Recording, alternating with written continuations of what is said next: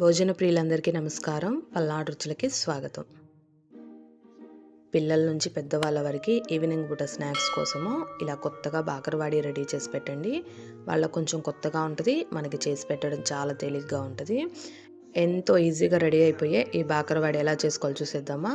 ముందుగా మిక్సింగ్ బౌల్లోకి 2 కప్పుల గోధుమ పిండి, 2 టేబుల్ స్పూన్ల శనగపిండి, కొంచెం వాము, అలాగే రుచికి సరిపడా ఉప్పు వేసుకొని ఒకసారి కలిపేసుకోవాలి.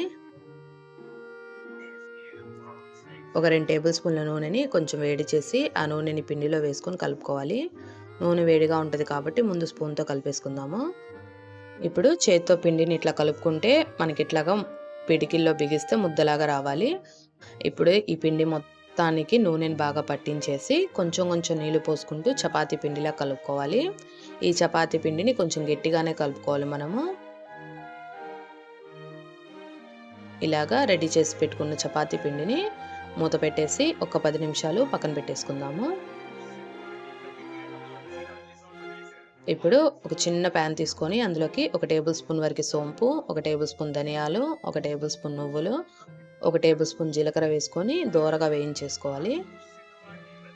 ఇలా వేయించేసుకున్న వీటిలోకి 1 టేబుల్ స్పూన్ వరకు కొబ్బరి పొడి కూడా వేసుకొని మిక్సీ జార్లో వేసుకోవాలి. వీటిలోకి రుచికి సరిపడా ఉప్పు, కొంచెం గరం మసాలా వేసుకొని మెత్తగా పొడి చేసుకోవాలి. ఈ పొడిని పక్కన పెట్టేసుకుందాము. ఇప్పుడు అదే మిక్సీ జార్లో నానబెట్టుకున్న చింతపండు, 1 టేబుల్ స్పూన్ కారం, 1 టేబుల్ స్పూన్ పంచదార, రుచికి సరిపడా ఉప్పు వేసుకొని మెత్తగా పేస్ట్ చేసుకొని పక్కన పెట్టేసుకుందాము. ఈ 2 మసాలాలు ఉంటే మనకి బాకరవాడి 5 నిమిషాలు రెడీ చేసుకోవచ్చు. ఇప్పుడు నానబెట్టుకున్న చపాతీ పిండిలోంచి ఒక పెద్ద సైజు పిండి ముద్దను తీసుకొని మనం రెగ్యులర్గా చపాతీ ఎలా రెడీ చేసుకుంటామో అలాగే చపాతీని రుద్దుకోవాలి. కాకపోతే కొంచెం పెద్ద చపాతీని రుద్దుకోవాలి.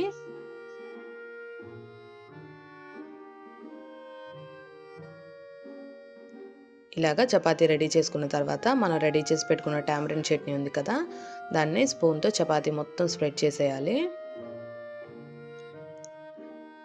అలాగే రెడీ చేసి పెట్టుకున్న మసాలాని కూడా మన స్పైసీనెస్కి తగ్గట్టుగా వేసుకోవాలి.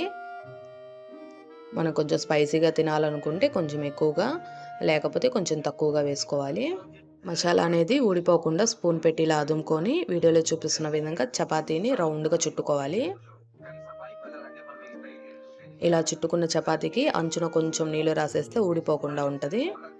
ఇలాగా చపాతీని రౌండ్గా చుట్టేసుకున్న తర్వాత చాకుతో చిన్న చిన్న ముక్కలుగా కట్ చేసుకోవాలి. ఇలాగా బాకరవాడీలన్నీ రెడీ చేసుకొని మనం పక్కన పెట్టేసుకుందాము.